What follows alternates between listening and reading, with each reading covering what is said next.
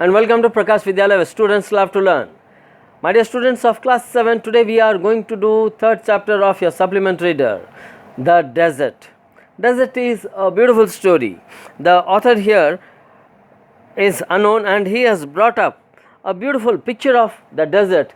Generally, when we say the word desert, you just imagine a land filled with completely sand from one end to the other, sand dunes, camels.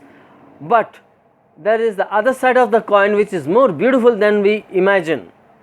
Deserts are more colorful places, and deserts also have beautiful animals, the desert animals. At the same time, there are cactus.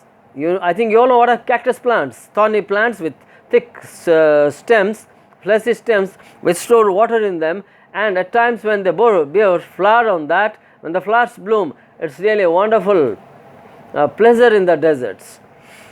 A desert is generally without water and vegetation. A green patch with fresh water, green trees in the middle of a vast desert is a beautiful sight. And in a vast desert, when you see a little patch of greenery, you find beautiful place that is known as oasis. A desert may be too hot or too cold. During the day it is too hot, and at night it is too cold, as you have read in your geography chapter. Now, most people believe that desert is an endless stretch of land. They think that it is dry, hot, waterless and without shelter. Specialists, however, see the desert as a beautiful place. For them, a desert is the home of variety of people, animals and plants. True, it does not always have cover of grass, as there is no soil, it is all covered with sand.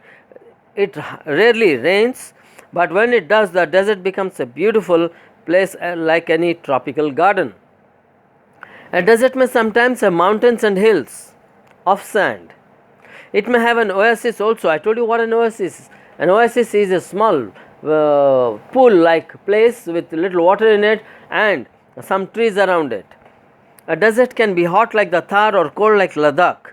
In general, when a place has a little or no water at all and vegetation, people call it desert.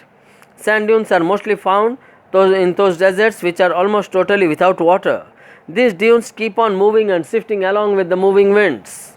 All creatures need water. The animals and plants of the desert are able to survive on less water, and generally these desert animals and plants are so adapted themselves that they can survive in less water.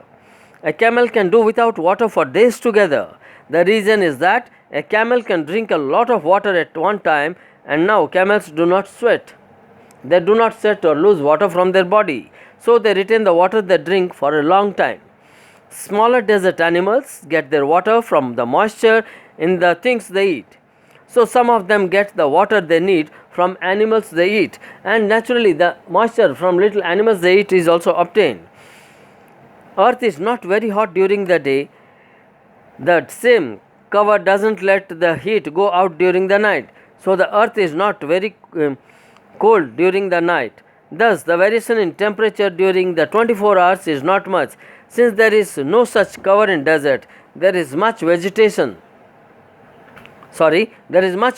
between day and night temperature, and the temperature rises much during the day and it is too cold during the night. And you will be seeing that there are a lot of beautiful festivals in the deserts. In Rajasthan area, the Bikaner area, the people's costumes are so colorful and inviting. It is all like a great festival taking place. The Banjaras, then the caravans moving on the desert dunes is beautiful sight to enjoy. Deserts are really worth visiting once to enjoy the grace of nature. Thank you, children. Hope you all have understood.